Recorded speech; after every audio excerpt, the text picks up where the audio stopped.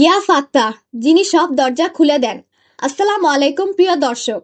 আল্লাহ ৯৯টি সুন্দর নামের আলোচনায় আজ আমরা জানব ইয়া ফাত্তাহ সম্পর্কে।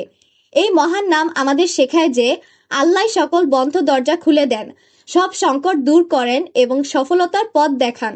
আল ফাত্তাহ শব্দটি এসেছে আরবি ফাতাহা থেকে, যার অর্থ খুলে দেওয়া, বিজয় দান করা, সমস্যার সমাধান করা।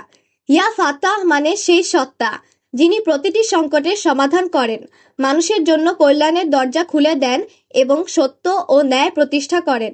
আল্লাহ বলেন, তোমরা বলো, হে আমাদের প্রতিপালক, আমাদের মাঝে সত্যের ভিত্তিতে ফয়সালা করুন।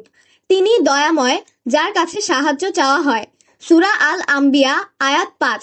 এ থেকে বোঝা যায় আল্লাহর ফয়সালা সর্বোত্তম এবং তিনিই প্রকৃত সফলতার উৎস। কঠিন পরিস্থিতিতে ইয়া ফাত্তাহ পাঠ করলে আল্লাহ আমাদের জন্য কল্যাণের দরজা খুলে দেন। এটি আমাদের আত্মবিশ্বাস ও ধৈর্য বৃদ্ধি করে। উপকারিতা ও বাস্তব শিক্ষা। ১. বাধা দূর হয়। জিকির করলে নতুন সুযোগ আসে এবং অসুবিধা দূর হয়। ২.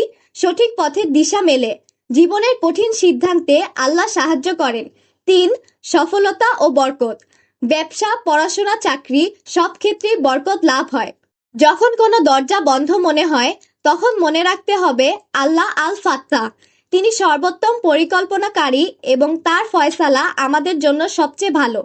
আসুন আমরা নিজেদের জীবনে আল্লাহ ইয়া ফাত্তাহ নামটি স্মরণ করি এবং সর্বদা তার ওপর ভরসা রাখি। আল্লাহ আমাদের সকলের জন্য কল্যাণের দরজা খুলে দিন। আমিন। আজ এখানেই শেষ। আল্লাহ হাফেজ। আসসালামু আলাইকুম।